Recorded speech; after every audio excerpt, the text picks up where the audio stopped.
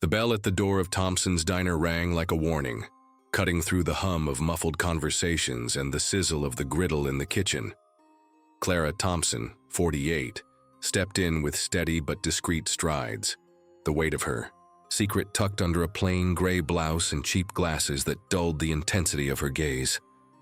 Her black skin gleamed under the fluorescent lights, but no one there suspected she was the owner of every chair, every counter, every dream that had built this franchise chain.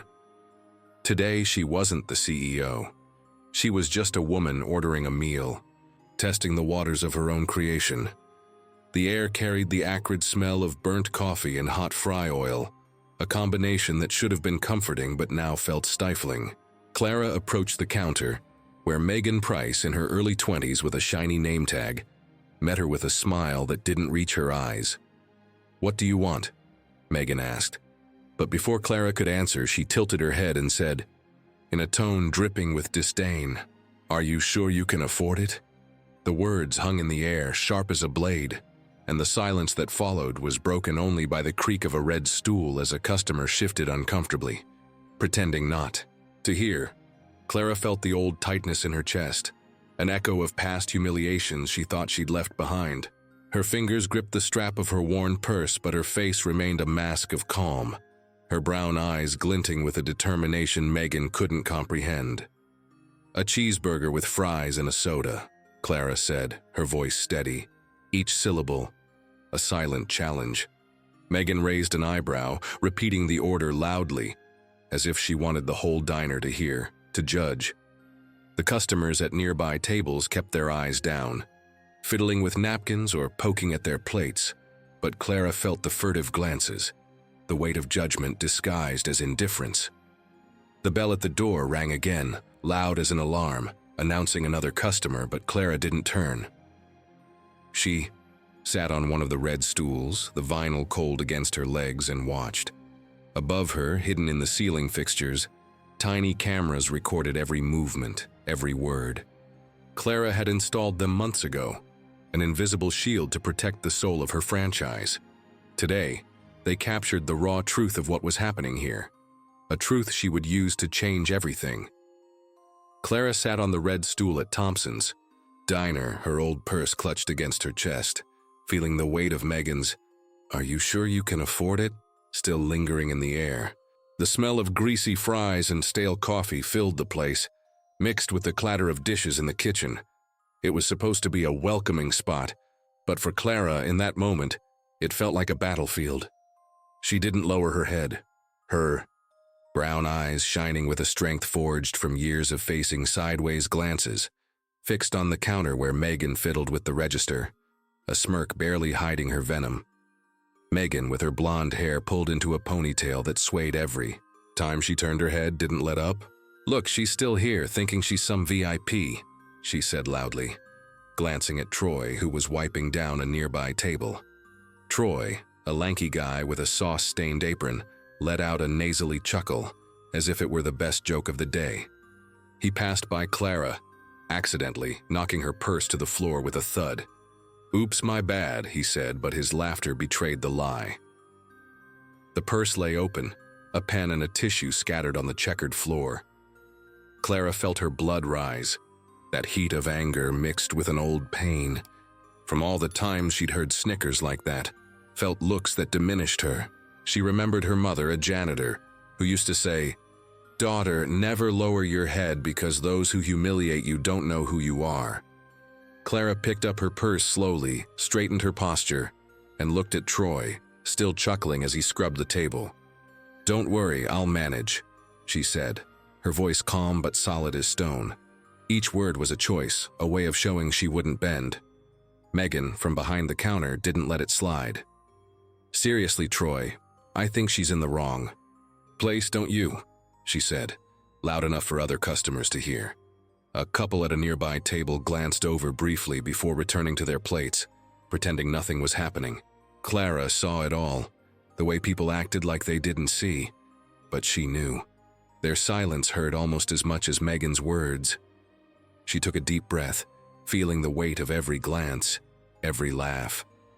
But inside her was something bigger, a Strength born from years of building this diner, from sleepless nights, from dreams no one could take away. Meanwhile, the cameras hidden in the ceiling fixtures recorded everything. Every snicker, every accidental bump, every cruel word. Clara knew those images were her weapon, a way to reveal the truth and seek justice. She gripped her purse tighter, her fingers nearly trembling, but not from fear. It was determination. She wasn't just a customer here. She was the owner, and neither Megan nor Troy could imagine what was coming. Clara sat on the red stool at Thompson's Diner, her old purse clutched against her chest, feeling the weight of Megan's "Are you sure you can afford it?" still lingering in the air. The smell of greasy fries and stale coffee filled the place, mixed with the clatter of dishes in the kitchen. It was supposed to be a welcoming spot, but for Clara, in that moment, it felt like a battlefield. She didn't lower her head, her brown eyes shining with a strength forged from years of facing sideways glances, fixed on the counter where Megan fiddled with the register, a smirk barely hiding her venom. Megan, with her blonde hair pulled to a ponytail that swayed every time she turned her head, didn't let up. "Look, she's still here thinking she's some VIP," she said loudly, glancing at Troy, who was wiping down a nearby table. Troy, a lanky guy with a sauce-stained apron, let out a nasally chuckle as if it were the best joke of the day. He passed by Clara, accidentally knocking her purse to the floor with a thud. "Oops, my bad," he said, but his laughter betrayed the lie. The purse lay open, a pen and a tissue scattered on the checkered floor. Clara felt her blood rise, that heat of anger mixed with an old pain. From all the times she'd heard snickers like that, felt looks that diminished her, she remembered her mother, a janitor, who used to say, "Daughter, never lower your head because those who humiliate you don't know who you are." Clara picked up her purse slowly, straightened her posture, and looked at Troy, still chuckling as he scrubbed the table. "Don't worry, I'll manage," she said, her voice calm but solid as stone. Each word was a choice, a way of showing she wouldn't bend. Megan, from behind the counter, didn't let it slide. "Seriously, Troy, I think she's in the wrong place, don't you?" she said, loud enough for other customers to hear. A couple at a nearby table glanced over briefly before returning to their plates, pretending nothing was happening. Clara saw it all, the way people acted like they didn't see. But she knew. Their silence hurt almost as much as Megan's words. She took a deep breath, feeling the weight of every glance, every laugh. But inside her was something bigger. A strength born from years of building this diner, from sleepless nights, from dreams no one could take away. Meanwhile, the cameras hidden in the ceiling fixtures recorded everything. Every snicker, every accidental bump, every cruel word. Clara knew those images were her weapon, a way to reveal the truth and seek justice. She gripped her purse tighter, her fingers nearly trembling, but not from fear. It was determination. She wasn't just a customer here. She was the owner, and neither Megan nor Troy could imagine what was coming. The air in Thompson's Diner felt heavier now, as if the smell of greasy fries and burnt coffee carried the weight of Megan and Troy's cruel words. Clara still clutched her worn purse, her fingers gripping the strap tightly, trying to swallow the anger and pain rising in her chest. Troy's nasally laugh still echoed in her ears, and Megan's comment, "She's in the wrong place," clung to her like a stain that wouldn't come off. The other customers seated on the red stools kept pretending nothing was happening, fiddling with their plates or staring into space, but Clara felt each silence like a stab. Suddenly, a sharp thud cut through the air. The handle of a broom hit the checkered floor hard, halting conversations and freezing forks in midair. It was Henry Smith, a 67-year-old black man, his skin wrinkled like a map of a hard life, his calloused hands telling stories of grueling work. He'd been sweeping the corner of the diner, nearly invisible in his faded blue uniform, until that moment. His deep, wise eyes met Clara's, and there was a spark of understanding, as if they shared a language no one else in the diner could hear. Henry leaned the broom against the wall, the sound of the handle scraping the tile echoing like a warning. He walked to the counter with slow but steady steps, his body bent by years but his posture unyielding. The diner grew so quiet you could hear the hum of the refrigerator in the back. "This lady ordered a meal," Henry said, his voice deep and raspy from years of wear, yet so firm it seemed to fill the entire place. "If she doesn't have the money, I'll pay with my wages." He looked straight at Megan, who froze behind the counter, her cruel smile vanishing as if she'd been slapped. Clara felt a different warmth in her chest now, not anger, but gratitude. She looked at Henry, and for a moment, it was as if she saw her younger self, facing the world with the same courage he showed now. Henry's eyes gleamed with a mix of weariness and strength, as if he too had felt the weight of looks like Megan and Troy's many times before.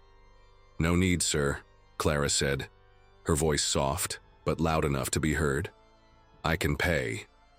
She gave a faint smile, a smile that said more than words, a silent thank you for someone standing up for her.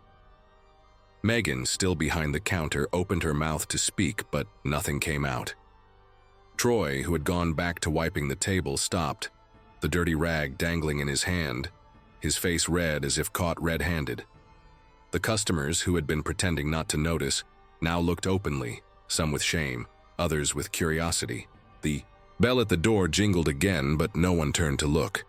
The moment belonged to Henry and Clara, an alliance forged in shared pain, in the strength of those who know what it's like to be judged by the color of their skin. Clara thought of her mother, who always said, "When someone extends a hand to you, daughter, hold on tight because not everyone has the courage." Henry was that hand now, and Clara knew he wasn't just standing up for her, but for everyone who had ever felt the scorn she was feeling in that moment. The cameras hidden in the ceiling fixtures kept recording, capturing every word from Henry, every glance from Megan, every awkward silence from the customers. Clara knew that this moment, this intervention, would be the key to changing everything. She looked at Henry again, and he nodded slightly as if saying, "I know how it is, but we don't give up." The diner seemed to hold its breath, waiting for the next move. Clara gripped her purse tighter, not out of anger now, but determination. Henry returned to his corner, picked up the broom, but not before casting one last look at Megan, a look that said he wouldn't let this slide. And Clara, seated on the stool, felt she was no longer alone. Something bigger was starting here, something that would shake Thompson's Diner to its foundations. Thompson's Diner felt like a stage where every gesture, every word, told a story Clara knew by heart, yet it still hurt as if it were the first time. Seated on the red stool, the vinyl creaking under her weight, Clara clutched her worn purse tightly, as if it were the only thing anchoring her. The smell of greasy fries mixed with burnt coffee filled the air, and the clatter of dishes in the kitchen was like a metronome marking the rhythm of attention. Only she seemed to fully feel. Her cheap glasses slid down her nose, but Clara didn't adjust them. Her brown eyes, gleaming with a mix of pain and determination, scanned the room, taking in every detail like the cameras hidden in the ceiling. After Henry's intervention, the diner had settled into an uneasy murmur. Customers fiddled with their forks, took long sips of soda, or stared at their phones, trying to ignore the weight of the moment still lingering. Megan, behind the counter, was quieter now, working the register with sharp, jerky movements as if angry at the world. Troy, with his sauce-stained apron, had gone back to wiping tables, but his shoulders were tense and he shot quick glances at Clara, as if trying to figure out why she hadn't left. Clara, however, didn't budge. She wanted to see more, feel more, understand how deep the poison ran in this place she'd built with so much love. Then she noticed the elderly man walking through the glass door. He was black, wearing a faded blue cap and a wrinkled dress shirt, his trembling hands clutching a simple cane. The door's bell jingled, but the sound seemed muffled by the weight of what Clara knew was coming. The man approached the counter, his cane tapping lightly on the checkered floor, and ordered in a soft, weary voice a coffee and a slice of pie. Megan didn't even look up from the register. "Yeah, hold on," she said, her tone so curt it was as if she were talking to the air. The man stood there, waiting, while Megan turned to serve a white couple who had just arrived, greeting them with wide smiles and a welcome. Clara had never heard from her before. Clara's heart tightened, as if someone had plunged a slow knife into it. She knew that look, that tone, that forced weight. It was the same one she'd felt minutes earlier, when Megan asked if she could afford it. It was the same one her mother felt when she came home from work, exhausted, recounting stories of clients who ignored her or treated her as invisible. Clara looked at the elderly man, now leaning harder on his cane, his eyes lowered, as if used, to waiting, to being pushed to the background. She wanted to stand up, say something, but she knew the moment wasn't right yet. The cameras overhead were seeing everything, recording every second of that injustice. Meanwhile, Troy passed by a table where a black woman with a small child was eating a burger. "These types think they can just walk in anywhere," he muttered, low enough not to be heard by everyone, but loud enough for Clara to catch. The woman at the table didn't hear, or pretended not to, busy cutting the burger for her child, but Clara felt the weight of those words as if they were aimed at her. These types. She'd heard it before, in stores, on buses, in offices, where she fought to be heard. Each time, it was like a piece of her was torn away, but it also made her determination grow, like a tree strengthening against the wind. Clara gripped her purse tighter, her fingers nearly trembling, not from fear, but from a contained rage burning inside. She thought of her father, a truck driver who came home with stories of diners where he was served with disdain, where the coffee came cold, where "we're out" was just an excuse. She thought of her grandmother, who sewed clothes for wealthy families and heard comments about knowing her place. And now here in the diner that bore her family's name, the same poison was spreading. Clara looked up at the ceiling, knowing the cameras were capturing every detail. The way Megan ignored the elderly man, Troy's racist murmur, the complicit silence of the other customers who saw and did nothing. She remembered the day she decided to install the cameras. It was after a call from a customer, a black woman who said she'd been mistreated at one of the branches. "I just wanted to eat with my daughter," the woman said, her voice breaking. "But they made me feel like I didn't belong there." Clara stayed awake that night, the weight of responsibility crushing her chest. Thompson's Diner was more than a business. It was a dream, a place where everyone was supposed to feel at home, where the smell of burgers and the sound of the bell at the door were an invitation, not a barrier. The cameras were her promise to protect that dream, to ensure no one left with the same pain she felt now. As she watched, Clara saw Henry, the man who had stood up for her, sweeping in the corner of the diner. He too noticed the elderly man, waiting at the counter, and his eyes narrowed as if he felt the same injustice Clara did. He paused for a moment, the broom still, and looked at her. It was a quick glance, but full of meaning, as if saying, "I see what you see." Clara gave, a slight nod almost imperceptible, but it sealed the connection between them. Henry resumed sweeping, but Clara knew that, like her, he was taking in every detail of that moment. The white couple Megan was serving with such enthusiasm laughed loudly, asking for more ketchup and questions about the menu, while the elderly man still waited for his coffee. Clara felt a lump in her throat, a mix of sadness and anger that made her chest ache. She thought of her children, growing up in a world she wanted to make better, a world where Thompson's Diner was supposed to be an example of equality. Every second that passed with Megan ignoring the elderly man and Troy muttering venom was a betrayal of that dream. But Clara wouldn't let it slide. The cameras were recording, and she could already picture the moment when those images would be shown, when the truth would come to light, and the diner would become what it was always meant to be. She took a deep breath, the air heavy with grease and coffee, and squared her shoulders. The purse in her lap felt lighter now, as if the weight of humiliation was being replaced by a cold, sharp certainty. Clara wasn't just a customer here.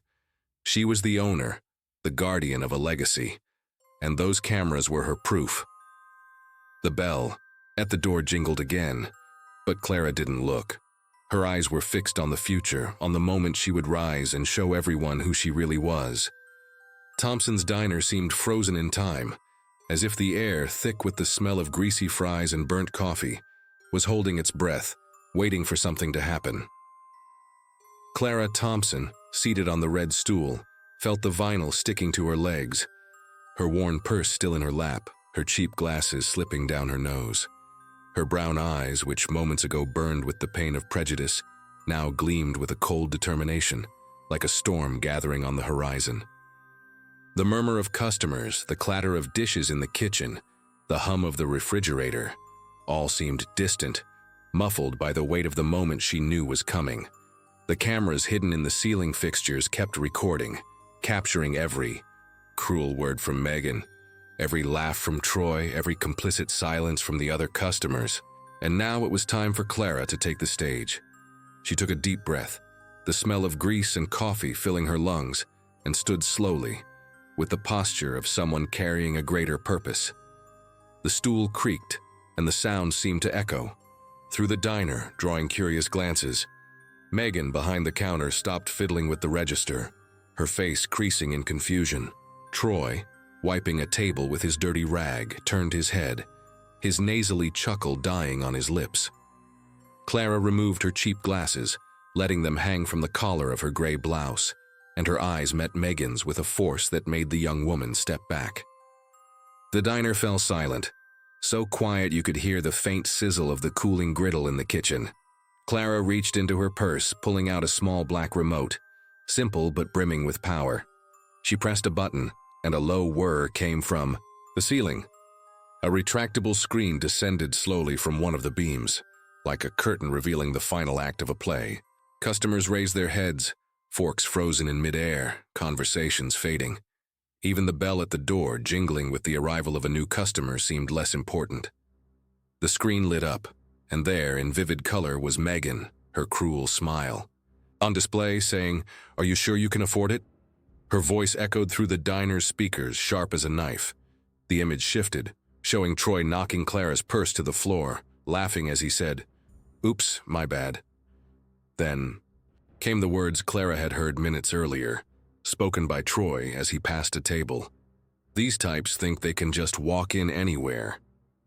Each phrase was a blow, and the silence in the diner grew heavier with every second. Clara stepped forward, the sound of her sneakers on the checkered floor ringing like a drum. "I am Clara Thompson," she said, her voice firm but not loud, carrying an authority that grew with each word. "I am the owner of Thompson's Diner. This place," she pointed to the counter, the tables, the neon sign on the wall, "was built with my sweat, my dreams, my promise that it would be a place for everyone. But what I saw here today shames me." She paused, letting her words hang in the air, her eyes sweeping across the faces of the customers, Megan, Troy, until they landed on Henry, who stood in the corner holding his broom, his face lit with quiet pride. Megan went pale as paper, her lips trembling as if trying to form a word that wouldn't come.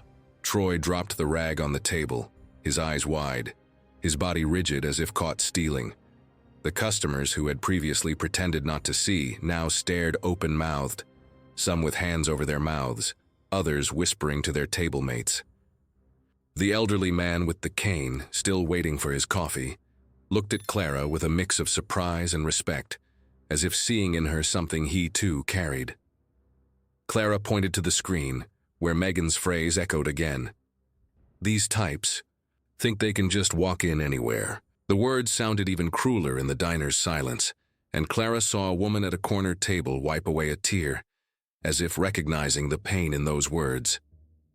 "This is not what Thompson's Diner stands for," Clara continued, her voice gaining strength but never shouting. "I built this place to be a home, a place where anyone of any color, any background could sit on these stools and feel welcome. But what I saw today," she looked at Megan and Troy, who seemed to shrink under her gaze, "was prejudice. It was disrespect. It was exactly what I've fought my whole life to leave behind." She paused again, taking a deep breath, her chest rising and falling with the emotion she'd held back for so long. "My mother taught me that we don't lower our heads, no matter how much they try to make us feel small. And I won't let this place, which carries my family's name, be a space where anyone feels less. Clara walked to the center of the diner, the remote still in her hand, and pointed to the screen where the images continued. Megan ignoring the elderly man, Troy muttering racist comments, the white couple being served with smiles while others waited. "These cameras," she said, pointing to the ceiling, "were installed because I wanted to know the truth.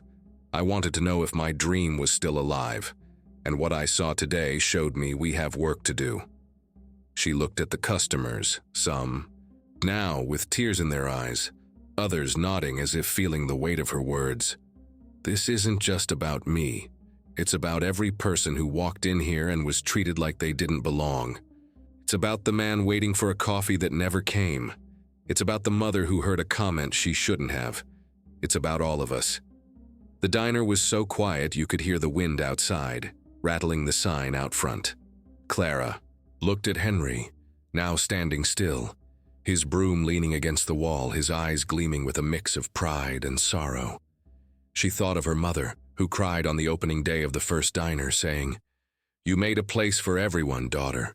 She thought of her children, who she wanted to grow up in a world where they wouldn't have to feel what she felt now. And she thought of herself at 20, waiting tables in diners where customers gave her sideways glances, where managers told her to smile more while she swallowed humiliations. Megan tried to speak, her voice coming out weak, almost a whisper. I didn't mean it like that." But Clara raised her hand, a simple gesture that cut through the air like a command. "You said what you said," Clara replied, her voice calm but sharp. And the cameras heard. Everyone heard. Troy, still frozen, pointed a trembling finger in her direction, as if trying to defend himself, but no words came. The weight of the revelation was too heavy, and the diner, with its red stools, bright fixtures, and smell of grease, seemed small. In the face of Clara's strength, she tucked the remote into her purse, squared her shoulders, and looked at everyone in the diner. "This doesn't end here," she said. "These recordings are going to the authorities, and this place will change, because Thompson's Diner is bigger than your prejudice." The customers began to clap, first timidly, then with more force, the sound filling the diner like a wave. The elderly man with the cane slapped his hand on the table, a shy smile on his face.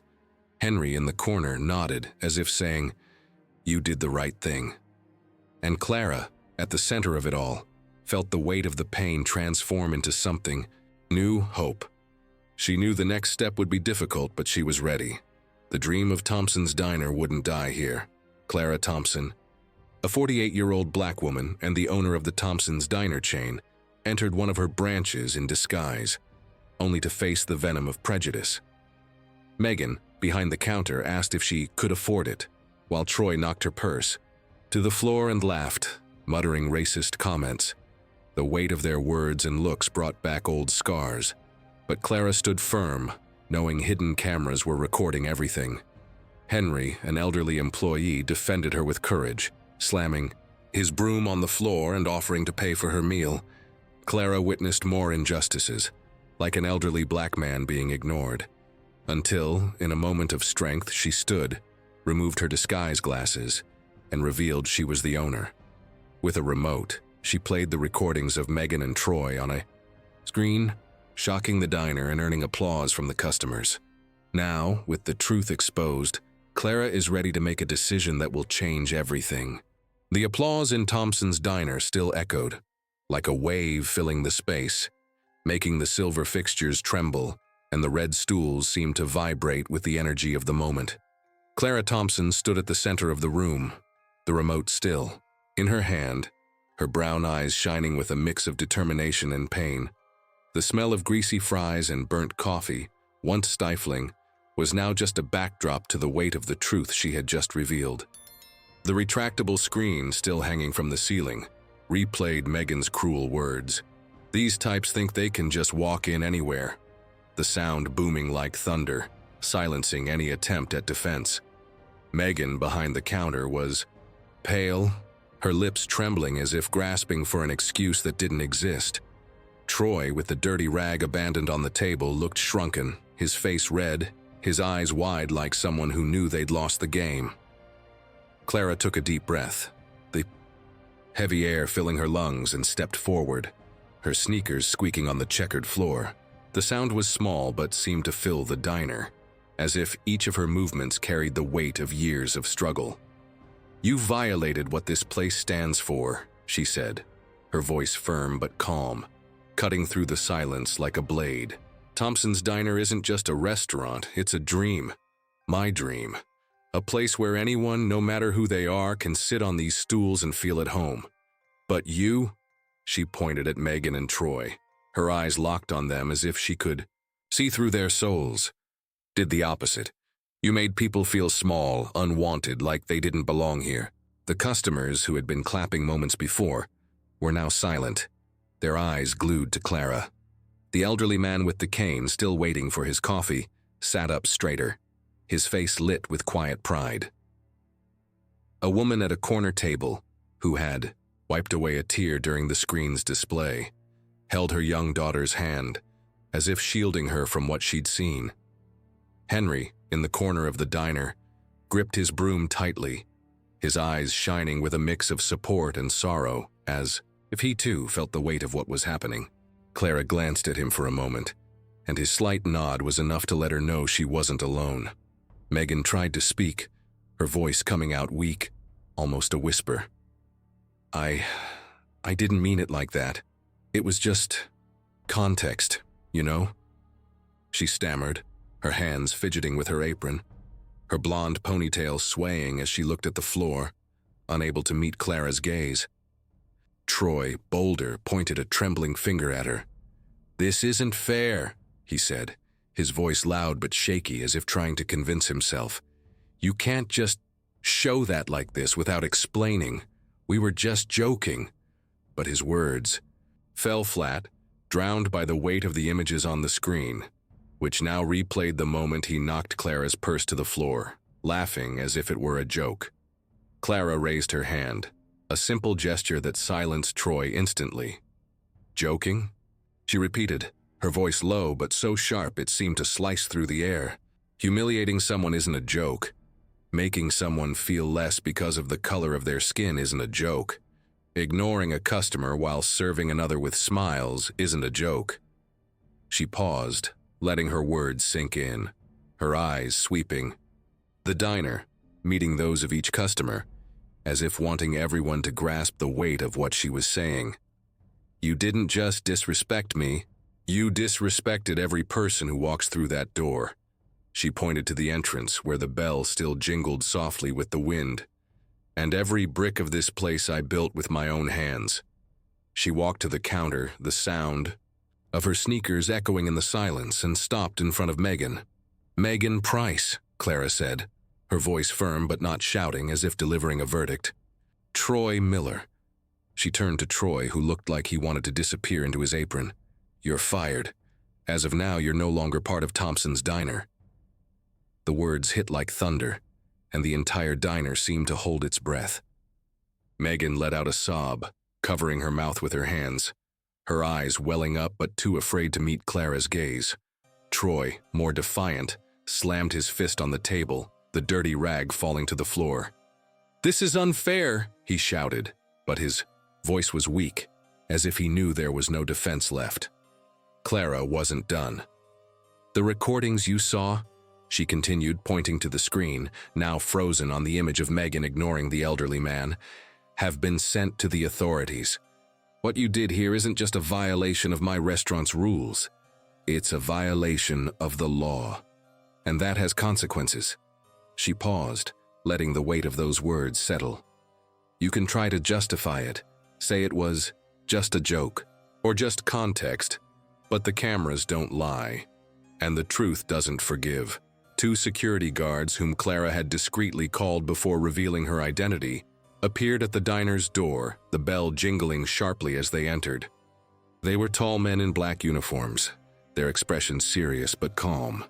Clara nodded to them and they positioned themselves by the counter. "Please escort Megan and Troy out," she said, her voice steady but without anger. It was the voice of someone who knew what needed to be done, even if it hurt. The guards nodded, and one gestured to Megan, who, still crying, removed her apron with trembling hands and tossed it on the counter. Troy, more resistant, slammed his fist on the table again, the rag falling to the floor.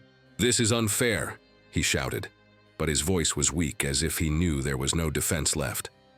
The customers, who had been silent until then, began to clap again, first slowly, then with more force, the sound filling the diner like a storm.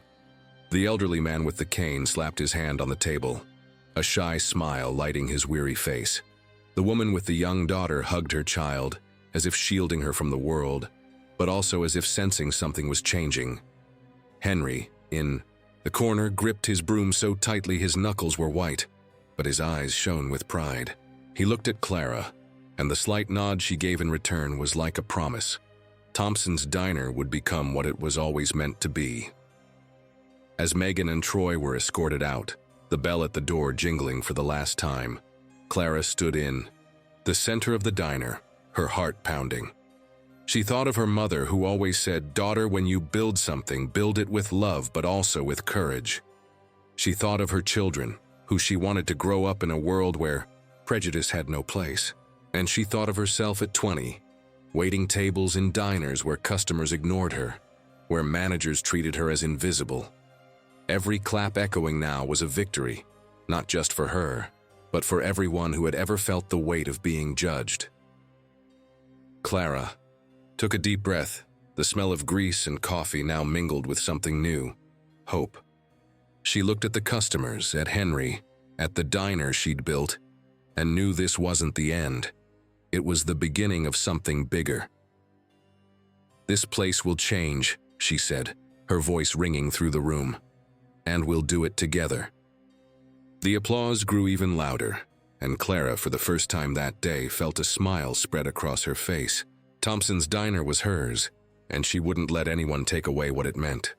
Thompson's Diner felt different now, as if the air had lightened after the storm.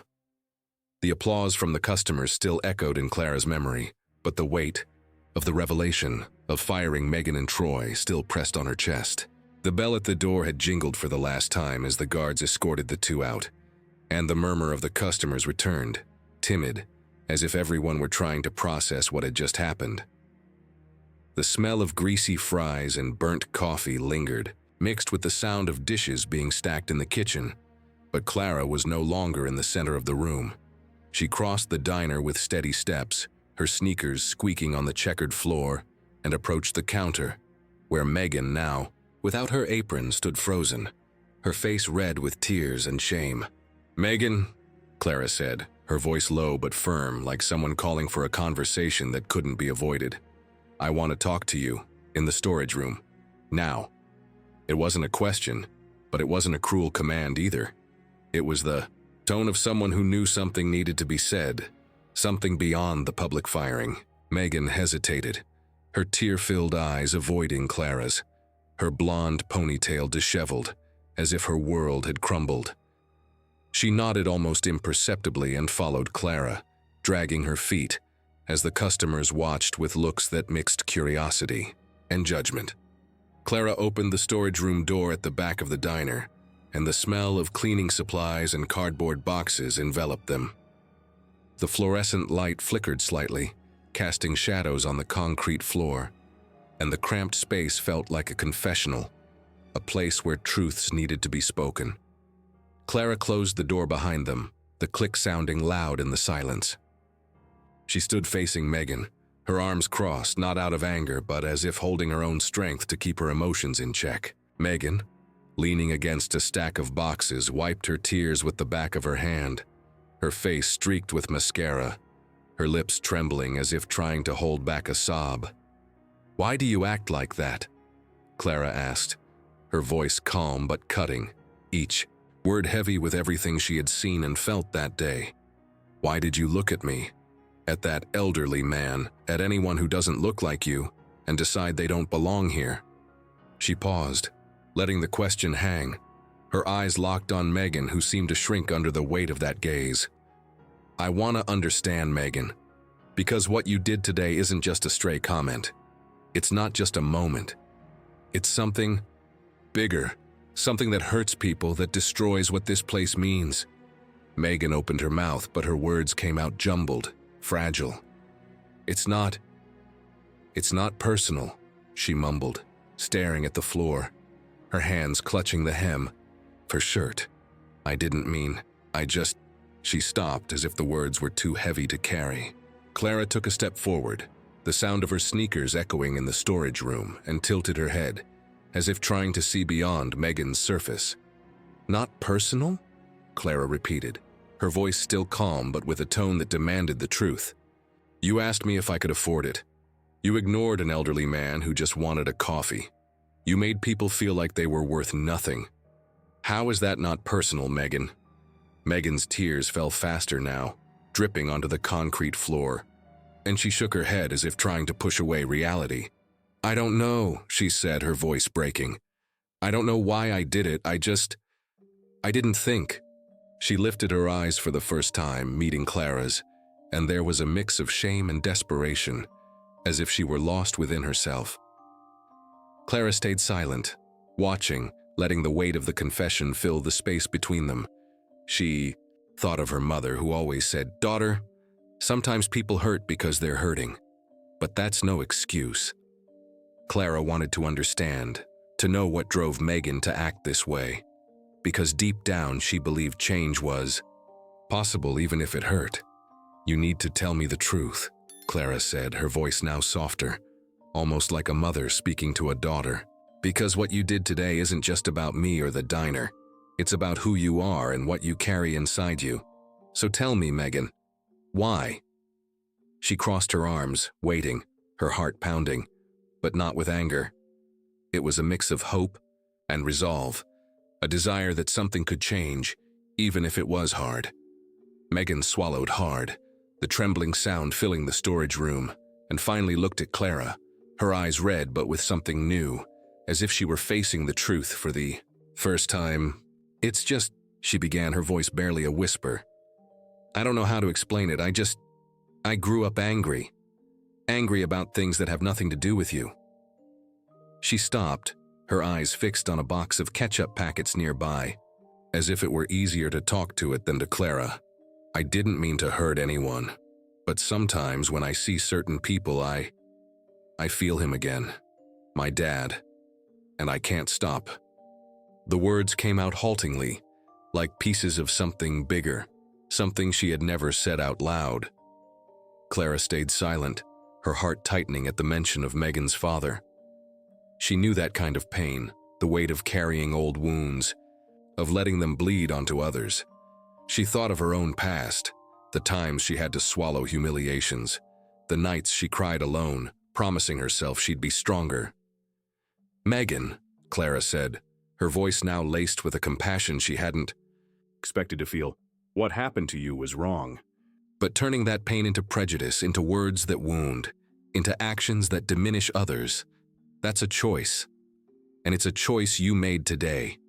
Megan lowered her head, tears dripping onto the floor, and Clara stepped closer, her sneakers echoing again. I'm not going to change what happened today, Clara continued. You're fired and the recordings are going to the authorities.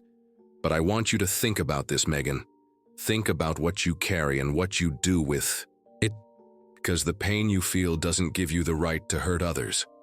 She paused, looking at Megan, who was now trembling, her hands covering her face. You have a chance to change. Not here, not now, but in your life. And I hope you choose to do it. Clara turned to the door but looked back at Megan one last time before opening it. This place is bigger than your anger, she said, her voice soft but firm, and I'll fight to keep it a home for everyone. She opened the door, the sound of the diner's bell flooding the storage room, and walked out, leaving Megan alone with her tears and the weight of the truth. Clara's heart felt heavy, but there was also a spark of hope.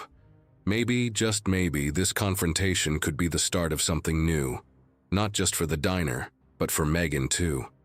The storage room at Thompson's Diner felt like a world apart, A claustrophobic space where the smell of cleaning supplies and cardboard boxes mingled with the heavy silence following Clara's words.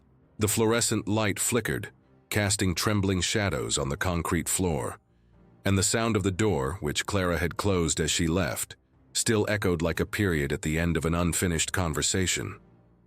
Megan Price leaned against a stack of boxes, her face streaked with tears and mascara, her blonde ponytail unraveling as if the weight of the confrontation had crumbled everything she was trying to hold together.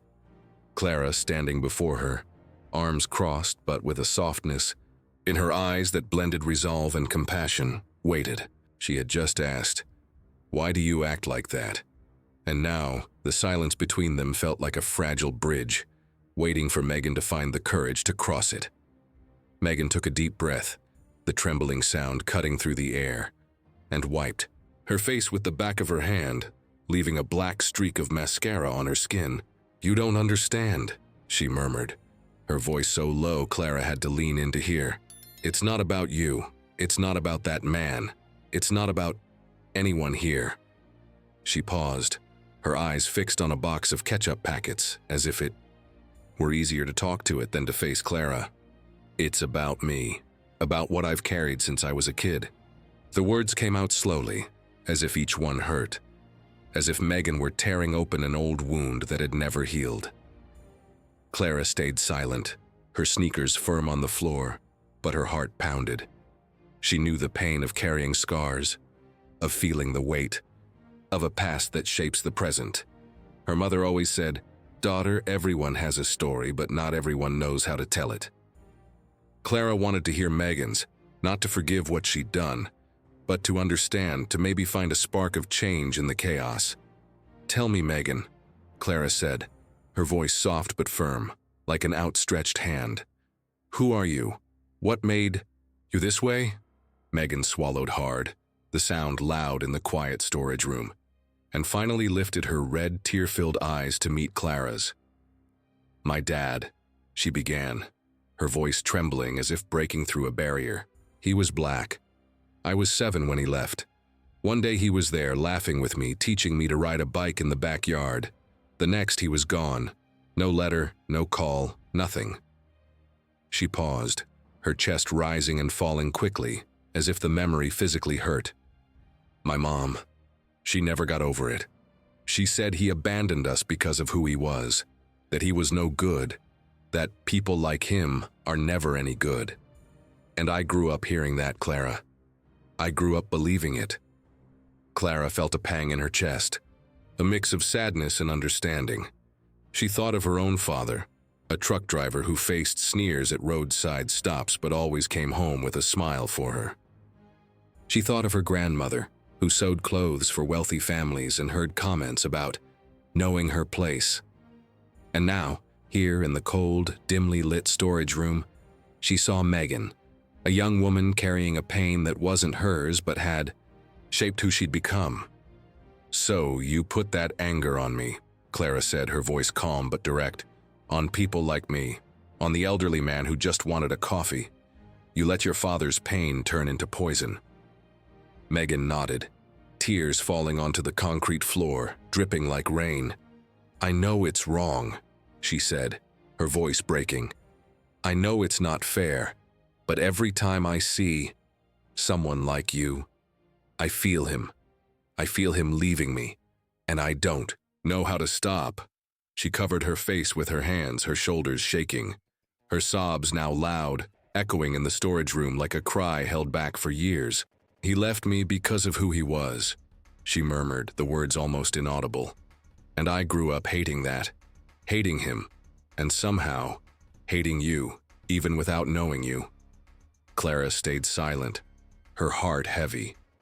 She knew the pain of being judged by those who don't know you, of carrying the weight of looks that diminish, of words that cut. But she also knew the strength of turning that pain into something greater, a purpose. She thought of Thompson's Diner, the sign bearing her family's name, the dream she'd built through sleepless nights and years of struggle. "Megan," she said, her voice now softer, as if speaking to a younger version of herself. What your father did to you was wrong. Abandoning a daughter is a wound that doesn't explain itself, that doesn't justify. But you chose to carry that pain in a way that hurts others. And that can't continue. Megan lifted her head, her red eyes meeting Clara's, and there was a spark of something new. Not hope yet, but a recognition, as if she were seeing the truth for the first time. "I didn't want to hurt anyone," she said, her voice cracked. "I swear, I don't know how to be different. My mom raised me with that anger, and I don't know how to let it go." She wiped her face, her hands trembling, and looked at Clara as if searching for an answer, a path. Clara took a deep breath, the smell of cleaning supplies filling her lungs, and stepped closer, her sneakers echoing on the concrete.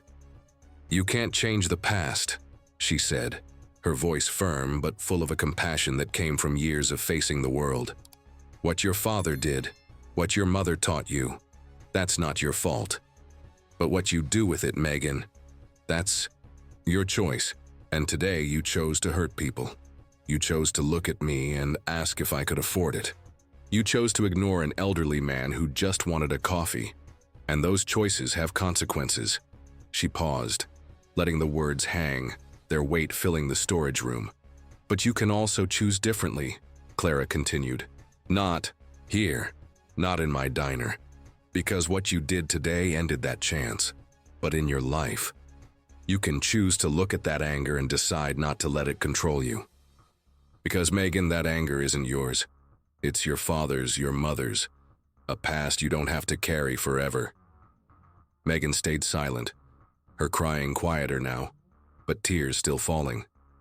She looked at Clara, and for the first time, there was something beyond shame in her eyes, a glimmer of understanding, as if Clara's words had cracked open a door she never knew existed. Clara thought of her mother, who said, "Daughter, sometimes people need to hear the truth to change." She thought of her children, who she wanted to grow up in a world where people like Megan could learn, even if it hurt. And she thought of herself at 20, waiting tables in diners where customers ignored her, where she swore she'd build something bigger, better.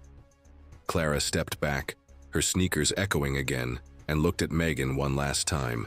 "I'm not changing the firing," she said, her voice firm but not cruel. "And the recordings are going to the authorities because what you did has consequences. But I want you to leave here thinking, Megan, thinking about who you want to be, because the anger you carry doesn't have to define you." She turned to the door, her heart heavy but with a spark of hope. She opened it, and the sound of the diner's bell flooded the storage room, bringing the noise of the outside world. Clara walked out, leaving Megan alone with her tears, but also with the seed of a change that perhaps could grow. Thompson's diner, now transformed, seemed to pulse with a new energy, as if the weight of the past had been swept away with the checkered floor. Months after Clara's revelation and the firing of Megan and Troy, the branch shone under a new light. The silver fixtures gleamed, the smell of greasy fries and fresh coffee now inviting, and the bell at the door jingled with a sound that seemed to promise welcome. Clara Thompson, 48, and the embodiment of a legacy, stood at the center of it all, no longer in disguise. Her plain gray blouse had been replaced by a blue shirt, with the diner's logo embroidered on the chest, and her brown eyes shone with pride and determination. It was the day of the festival Clara had planned to celebrate the transformation of the franchise. The diner's parking lot was adorned with colorful flags fluttering in the breeze, wooden tables scattered with checkered tablecloths, and an improvised stage where a local band played lively music. Families from all backgrounds filled the space. Children ran with balloons, and the aroma of grilled burgers mingled with the sound of laughter. The neon sign of Thompson's Diner blinked in the background, a beacon of hope. Clara, standing beside Henry Smith, now the branch manager, watched it all from the stage, her heart swelling with a mix of relief and gratitude. Henry, at 67, looked different. The faded blue uniform had been replaced by a crisp dress shirt, and his manager's badge gleamed on his chest. His calloused hands held a microphone with confidence, and his deep, wise eyes scanned the crowd with quiet pride. Clara had promoted him shortly after the confrontation with Megan and Troy, not just for his courage in defending her, but for his kindness, which embodied the true spirit of the diner. "This place is for everyone," Henry said into the microphone, his gravelly voice echoing across the parking lot. "And today, we celebrate that together." The crowd cheered. The red stools inside the diner overflowed with customers, and the bell at the door kept ringing with new arrivals. Clara stepped onto the stage, the sound of her sneakers on the wooden floor echoing like a reminder of her journey. She took the microphone, took a deep breath, the air thick with the scent of food and a fresh breeze, and looked out at the crowd. "When I built Thompson's Diner," she began, her voice steady but warm, "I wanted it to be a home, a place where anyone, no matter their color, their story, or their past, could sit and feel welcome. But months ago, I saw that dream being betrayed." She paused, her eyes sweeping over the attentive faces, some with tears, others with smiles. "Today, we're here to say that dream is alive, and it's bigger than any prejudice." The applause came like a wave, filling the space with energy. Clara looked at Henry, who nodded with a shy smile, then at the crowd where she saw Black, white, Latino, Asian families all together, sharing plates and stories. A mother cut a burger for her young daughter, laughing as the child smeared ketchup on her face. An elderly couple holding hands swayed to the music, and in the corner of the parking lot, Clara noticed a hesitant figure, almost hidden in the shadow of a tree. It was Megan Price. Megan looked different. The once impeccable blonde ponytail was loose, and she wore a simple blouse, no longer the apron that marked her old life at the diner. Her eyes, still carrying a vulnerability Clara recognized, watched the festival from afar, as if unsure whether she belonged. Clara felt a pang in her chest, a mix of memories from their storage room conversation, and the hope that something had changed. She stepped off the stage, her sneakers hitting the asphalt, and walked toward Megan, who took a step back, as if ready to flee. "Megan," Clara said, her voice soft but with the same firmness she'd used months ago. "You came." It wasn't a question, but an acknowledgement laced with curiosity and caution. Megan lowered her eyes, her hands clutching a worn purse, an echo of Clara's own that day in the diner. I wasn't sure if I should," Megan murmured, her voice trembling, "but I saw the festival flyer and I wanted to see how things were here, how you changed everything." Clara crossed her arms, not out of anger, but with a stance that said she was listening, assessing. "And what do you see?" she asked, her eyes fixed on Megan, who seemed to struggle to find the words. Megan took a deep breath, the cool late afternoon air filling her lungs, and looked at the festival. The colorful flags, the children's laughter, the stage where Henry was now sharing a funny story about his early days at the diner. "It's different," she said finally, her voice low but sincere. "It's alive, like everyone belongs here." Clara nodded, her eyes softening but not losing their strength. "That's what I wanted from the start," she said. "But for this place to be like this, Megan, I had to fight.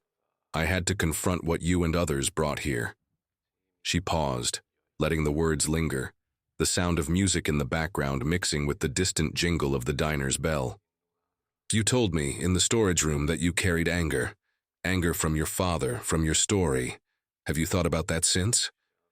Megan swallowed hard, her eyes welling up, but she didn't look away this time. "I have," she said, her voice shaky but resolute. "I left that day and I cried a lot. Not just because I lost my job, but because I saw what I did. What I said to you, to the elderly man, to people I didn't even know." She paused, wiping a tear with her fingertips. "I sought help, you know. I started talking to a therapist. I talked about my dad, about how he left me, about how my mom made me believe it was because of who he was." She shook her head, as if trying to push the memory away. "I know it doesn't fix what I did, but I'm trying to be different." Clara stayed silent, her heart beating with a mix of caution and hope. She thought of her mother, who said, "Daughter, change is hard, but it's possible when someone chooses to look inside." She thought of her children, who she wanted to grow up in a world where people like Megan could learn from their mistakes. And she thought of herself at 20, facing the world with nothing but dreams and determination. "I'm glad you're trying," Clara said, her voice calm but firm. "But trying is just the beginning, Megan. What you do with it is what matters." Megan nodded, her eyes still glistening with tears, but also with something new, a spark of determination, as if she were beginning to grasp the weight of her choices. "I know," she said. "That's why I came today. I wanted to see what you built, and I wanted to order a meal, if that's okay." She gave a shy smile, almost as if testing the ground, and Clara couldn't help but notice the echo of that day when she herself ordered a cheeseburger and faced Megan's scorn. Clara pointed to the diner, where the bell at the door jingled, with the arrival of more customers. "Thompson's Diner is open to everyone," she said, her voice heavy with meaning. "Come in, Megan. Sit on a red stool and order your meal. But remember, here, everyone is treated with respect." Or paused, her eyes locked on Megan's. "Are you ready for that?" Megan hesitated but then squared her shoulders, as if making a decision. "I am," she said, her voice steadier now. She walked toward the diner, the sound of her sneakers on the asphalt blending with the festival's hum. Clara watched her enter through the glass door, the bell jingling with a sound that for the first time felt like an invitation. Inside, Henry stood behind the counter, now as manager, and when he saw Megan, his face showed surprise but also kindness. He took her order, a cheeseburger with fries and a soda, and said in his gravelly voice, "Welcome to Thompson's Diner." Megan, hesitant, murmured a shy but sincere "thank you," and sat on a red stool, looking around as if seeing the place for the first time. Clara returned to the stage, her heart lighter but still vigilant. She knew Megan's change was just a beginning, an uncertain step on a long path. But she also knew that Thompson's Diner, with its red stools, neon sign, and jingling bell, was stronger than prejudice. It was a place where dreams could be reborn, where people could change, where the future could be different. She looked at the crowd, at Henry, at the diner she had built, and smiled. The festival was just the start. The real work, building a fairer world, continued one meal at a time. The festival at Thompson's Diner had left an indelible mark, not just on the branch but on the entire community. Months later, the morning sun bathed the neon sign, now gleaming with a fresh coat of paint, the words Thompson's Diner shining with pride. The bell at the door jingled steadily, announcing customers who entered with smiles, drawn by the promise of a place where everyone was welcome. The smell of fresh coffee and sizzling bacon filled the air, mingling with the sound of laughter and lively conversations at the red stools. Clara Thompson, at 48, was in the branch's office, a small room in the back with walls covered in old photos. Her at the opening of the first diner, her mother smiling in an apron, and now a new photo from the festival, with Henry on stage, and colorful flags in the background. Clara, in a blue diner shirt with the logo embroidered on the chest, and her hair pulled into a tight bun, reviewed sales reports and customer feedback. Since the festival, the branch had become a local symbol of inclusion, attracting families, groups of friends, and even tourists who heard about its transformation story. But Clara knew the work was far from done. The camera revelation, the firing of Megan and Troy, and even the storage room talk with Megan were just the beginning. The real challenge was ensuring that the dream of Thompson's Diner, a place of equality and respect, spread to every branch of the chain and took root in the community. As she reviewed the papers, Clara heard a soft knock at the door. It was Henry Smith, now manager at 67, with a posture that blended humility and authority. His crisp uniform and gleaming manager's badge shone, but his deep, wise eyes carried the same kindness that had led him to defend Clara months ago. "Clara, we have a visitor," he said, his gravelly voice softened by a smile. "Someone wants to talk to you. They're at the counter." Clara raised an eyebrow, curious, and put the papers away. She followed Henry to the dining area, her sneakers echoing on the checkered floor, and stopped when she saw who was there. The elderly man with the cane, the one Megan had ignored months ago, now seated on a red stool with a steaming coffee. In front of him, the man in his faded blue cap and wrinkled dress shirt looked up as Clara approached. His face, etched with wrinkles like a map of a long life, broke into a warm smile. "Ms. Thompson," he said, his voice soft but firm, "my name is Samuel Carter. I had to come here today to thank you." Clara tilted her head, surprised, and sat on the stool beside him, the vinyl creaking slightly. "Thank you for what, Mr. Carter?"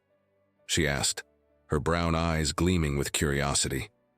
Samuel took a sip of his coffee, his trembling hand carefully holding the cup, and looked around as if wanting to take in every detail of the diner.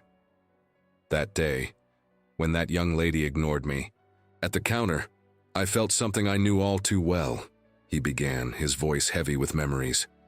"It was the same weight I felt when I was young, walking into places where I wasn't wanted.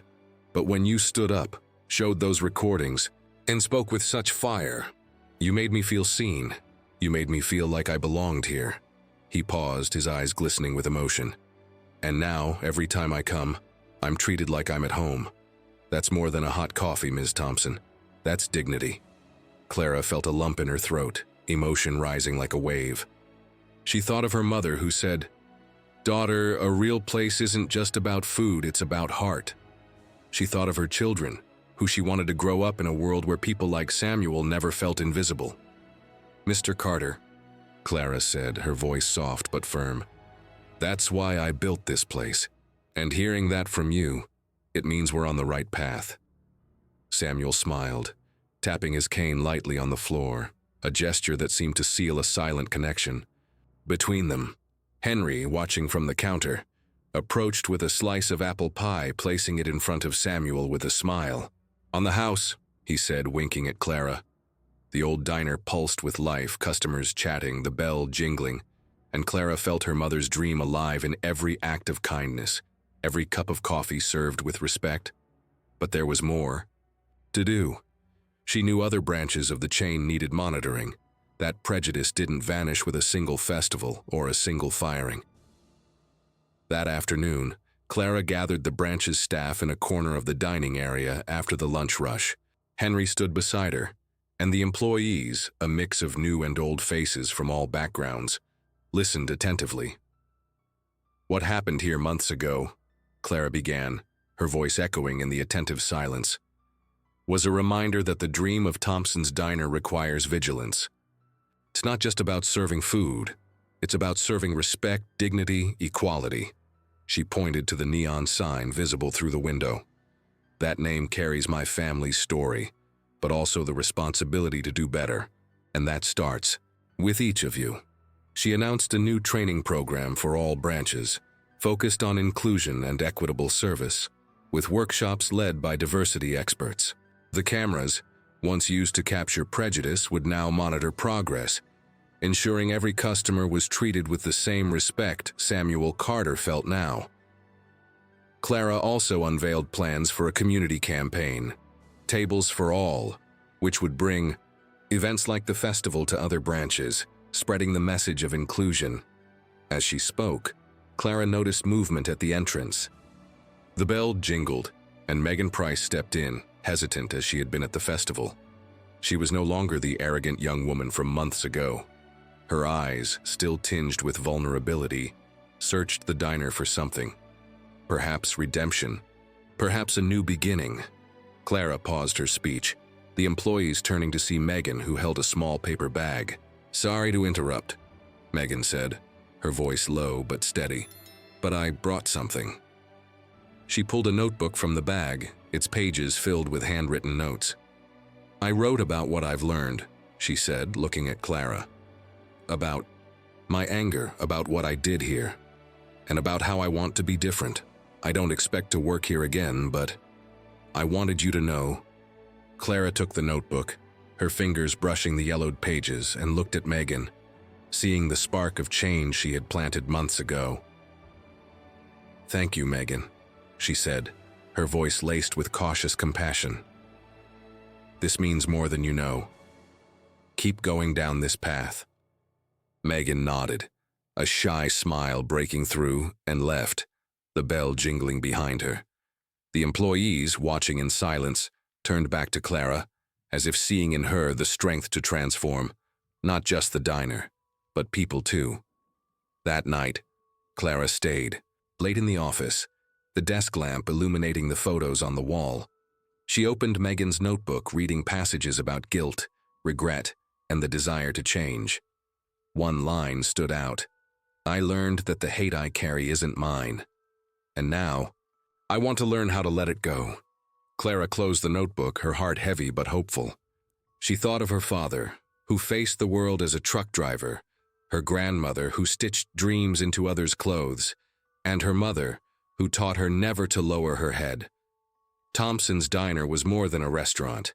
It was a legacy, a beacon of hope in a world that still needed light.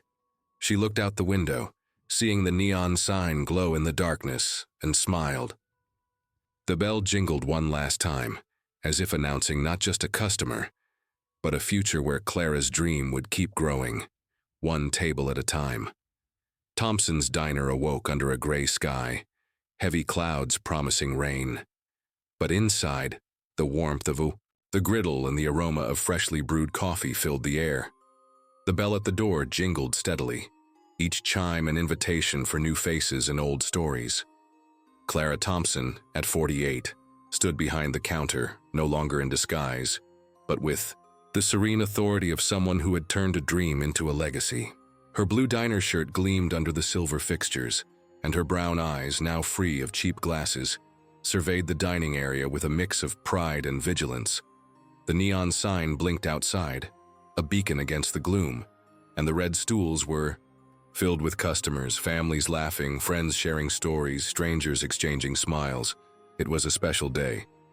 Clara had announced the launch of the first Thompson Scholarship, a community support program funded by the diner's profits, aimed at young people from marginalized communities who wanted to study or start a business. The idea was born after the festival, inspired by Samuel Carter, who spoke of dignity, and by Megan, whose attempt at change showed that second chances could ignite new flames. Clara wanted the diner to be more than a place to eat. She wanted it to be a catalyst for transformation, a space where the past didn't define the future. While Clara finalized details in the office, Henry Smith, now manager, ran the dining area with his usual calm.